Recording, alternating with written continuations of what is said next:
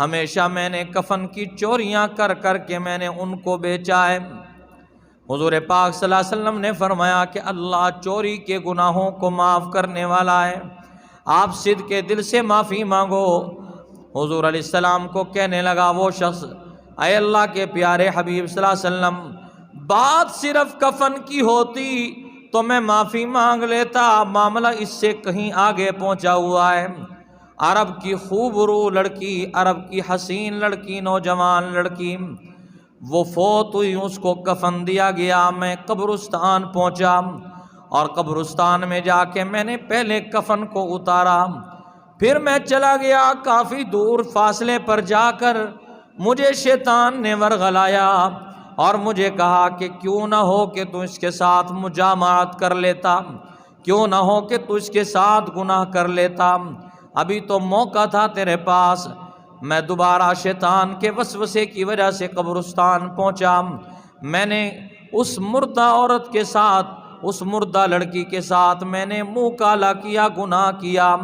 جب میں قبر سے اٹھ کر بھاگنے لگا، وہ عورت مخاطب کر کے کہتی ہے تجھے ظالم شرم نہیں آتی؟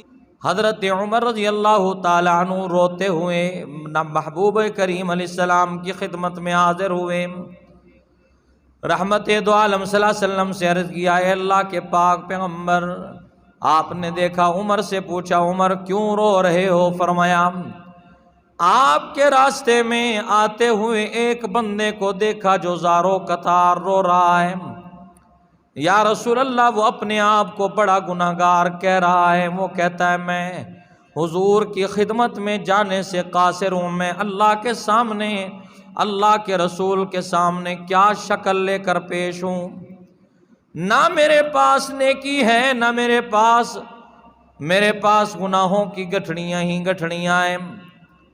فقیہ ابو اللیث سمرقندی فرماتے ہیں حضرت عمر رضی اللہ عنہ سے اللہ کے نبی نے فرمایا آئے عمر اس بندے کو بلاؤ، بارگاہ نبوت میں بلا لیا گیا، حضور علیہ السلام کی خدمت عالی اقدس میں پیش ہوا، پیش ہو کر اللہ کے نبی کے سامنے سر نگوں کر کے اپنے سر کو بیٹھ گیا۔ آپ نے فرمایا کیا تو نے شرک کیا ہے؟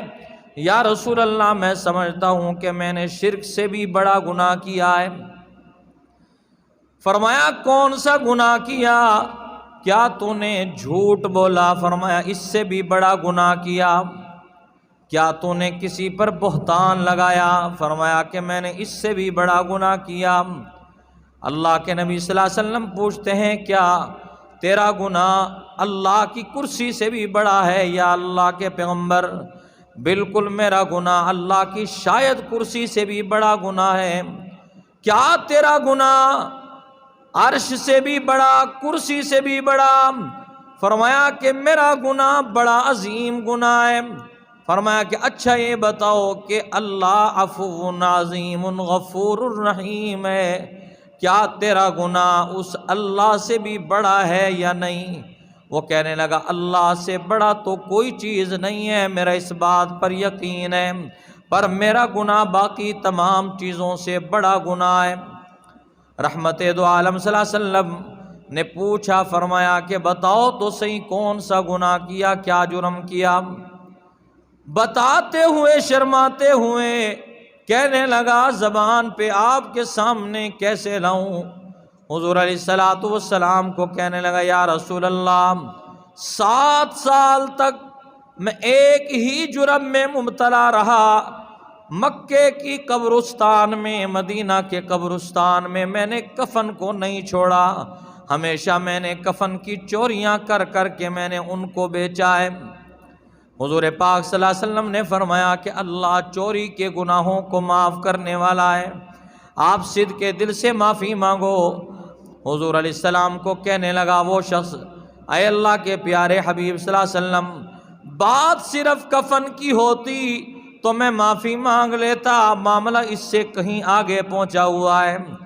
عرب کی خوب رو لڑکی، عرب کی حسین لڑکی، نوجوان لڑکی، وہ فوت ہوئی، اس کو کفن دیا گیا، میں قبرستان پہنچا اور قبرستان میں جا کے میں نے پہلے کفن کو اتارا، پھر میں چلا گیا کافی دور فاصلے پر جا کر مجھے شیطان نے ورغلایا اور مجھے کہا کہ کیوں نہ ہو کہ تو اس کے ساتھ مجامعت کر لیتا، کیوں نہ ہو کہ تو اس کے ساتھ گناہ کر لیتا، ابھی تو موقع تھا تیرے پاس۔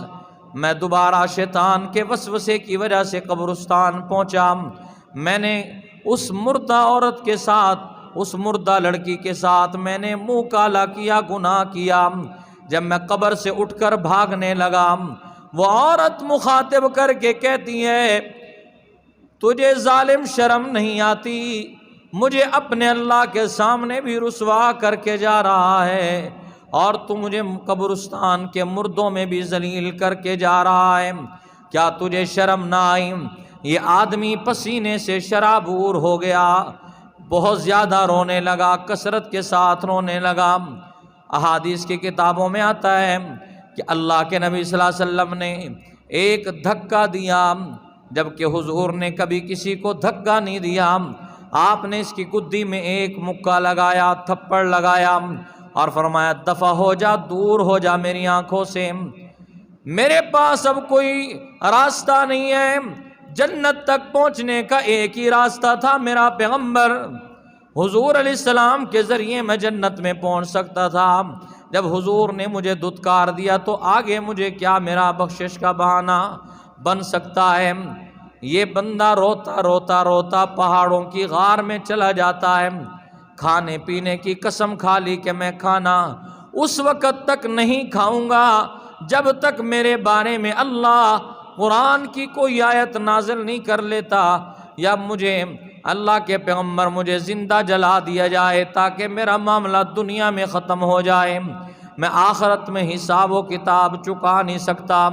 آپ مجھے سب لوگوں میں شرمندہ کر دیں، آپ مجھے سب لوگوں میں کھڑا کر کے سزا دے دیں، آپ آگ جلا کر مجھے سزا دے دیں، میں یہ سزا دنیا کی برداشت کرنے کے لیے تیار ہوں، پر میں قیامت کے دن اللہ کے سامنے پیش ہونے کے قابل نہیں ہوں۔ 40 دن تک مسلسل یہ آدمی معافی مانگتا رہا۔ حضور کریم صلی اللہ علیہ وسلم کے پاس جبریل علیہ السلام وحی لے کر آئے اور یہ فرمایا اللہ کے پیارے محبوب، کیا پیدا کرنے والے آپ ہیں یا اللہ؟ کیا روزی دینے والے آپ ہیں یا اللہ؟ کیا رزق تقسیم کرنے والے آپ ہیں یا اللہ؟ کیا سب چیزوں کے مالک آپ ہیں یا اللہ؟ میرے نبی نے ایک ہی جواب دیا، پیدا کرنے والا بھی اللہ، سب چیزوں کا مالک بھی اللہ۔ نبی کریم صلی اللہ علیہ وسلم کو اللہ نے جبریل کے ذریعے پیغام بھیجا اور یہ ارشاد فرمایا یا ایھا الذین آمنوا توبوا الی اللہ توبۃ نصوحا، اے ایمان والو توبہ کرنی ہے تو ایسے کرو جیسے نصوحہ نے توبہ کی۔ یہ نصیحت والی توبہ ہے، خیر خواہی والی توبہ ہے۔ 40 دن کے بعد اللہ نے اس کی ندامت، اس کے آنسوؤں کی لاج رکھی اور اللہ نے اس کے گناہوں کو معاف کر دیا۔ معاملہ انسان دنیا میں اللہ کے ساتھ کر کے جائے تاکہ مرنے کے بعد آدمی اپنے گناہوں سے توبہ کرے، کسی کے بہکاوے میں، شیطان کے بہکاوے میں اپنے آپ کو بہکامے مت ڈالیے گا۔ اللہ رب العزت مجھے اور آپ کو دین کی سمجھ اور دنیا کی صحیح معنی میں شریعت کے مطابق اپنی دنیا بھی دین کے مطابق بنانے کی توفیق نصیب فرمائے۔ وما علینا الا البلاغ۔